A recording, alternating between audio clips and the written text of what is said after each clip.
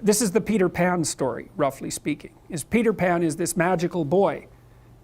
Pan is the god of everything, roughly speaking, right? And so it's not an accident that he has the name Pan. And he's the boy that won't grow up.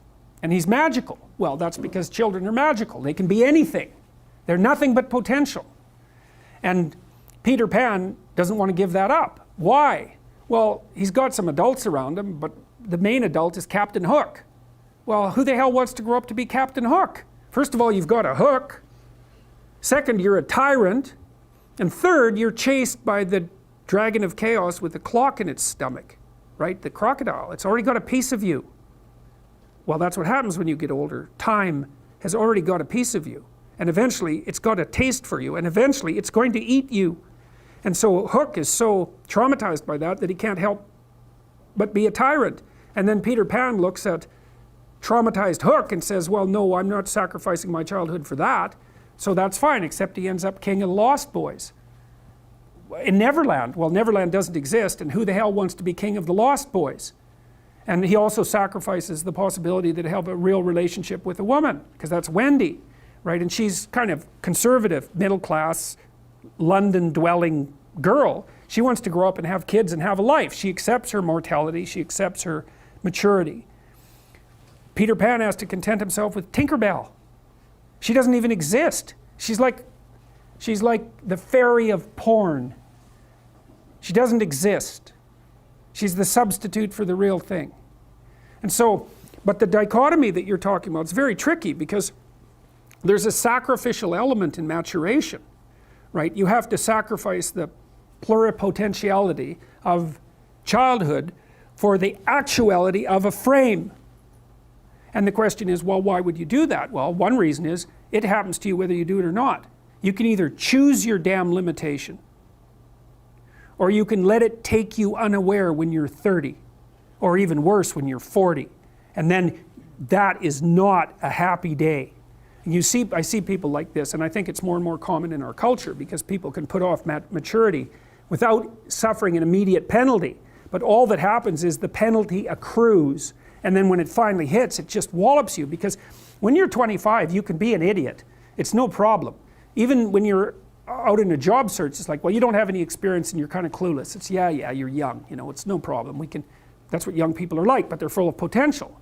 Okay, well, now you're the same person at 30. It's like people aren't so thrilled about you at that point. It's like, what the hell have you been doing for the last 10 years? Well, I'm just as clueless as I was when I was 22. It's, yeah, but you're not 22. You're an old infant, right? And that's an ugly thing, an old infant. So part of the reason you choose your damn sacrifice, because the sacrifice is inevitable, but at least you get to choose it. And then there's something that's even more complex than that in some sense, is that the problem with being a child is that all you are is potential, and it's really low resolution. You could be anything, but you're not anything. So then you go and you adopt an apprenticeship, roughly speaking, and then at least you become something. And when you're something, that makes the world open up to you again. Like if you're a really good plumber, then you end up being far more than a plumber, right? You end up being a good employer. Not that plumbers, I'm not putting plumbers down. It's like more power to plumbers. They've saved more lives than doctors. So, hygiene, right? So, if you're a really good plumber, well, then you have some employees, you run a business, you train some other people, you enlarge their lives, you're kind of a pillar of the community, you have your family. Once you pass through that narrow training period, which narrows you and constricts you and develops you at the same time, then you can come out the other end with a bunch of new possibility at hand. And Jung talked about that. He thought that part of the proper path of development in the last half of life was to rediscover the child that you left behind as you were apprenticing. And so then you get to be something and regain that potential at the same time. Very, very smart. Well, he was very, very smart, so that's very wise thing to know. So, yep. Sacrifice. And we'll talk more about that too. You get to pick your damn sacrifice. That's all. You don't get to not make one. So you're sacrificial whether you want to be or not. That's a good thing to know as well. So even though it's rather, it's a rough thing to figure out. But other questions?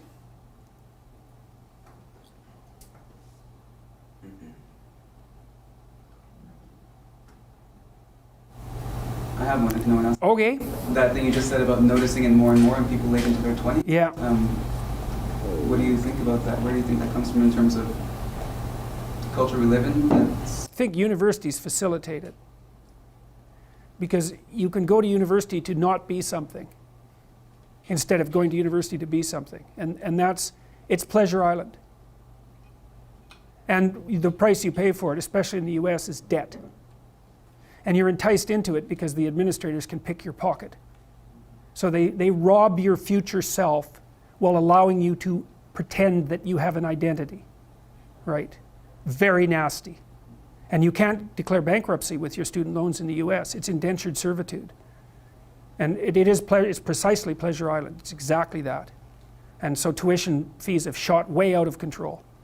And part of the reason that universities don't make more demands on their students and let them get away with all the things they let them get away with is because they're basically, why the hell would you chase them out? They're $100,000 or more. So they can do whatever they want as long as you get to sell them to the salt mines. Right. So, and it's not the only reason, because the other thing that's happened is that the rate of technological transformation is so fast now, and the rate of turnover of things is that it is genuinely harder for people who are, say, 18 to 20. When I was a kid, roughly speaking, the kind of rough patch for life was probably 14 to 17, something like that. Now I think it's 18 to 25, something like that. And I think the reason for that is that all the jobs that the bloody hippies complained about being doomed to in the 1960s have now disappeared. Their problem was, oh my God, I'm going to go have to work for a corporation and get a salary for the rest of my life. And then I'll just end up in it with a pension and that'll be my whole life. It's like, well, it seems like a lot better deal than an endless round of part-time Starbucks jobs. So, some of it is that. There's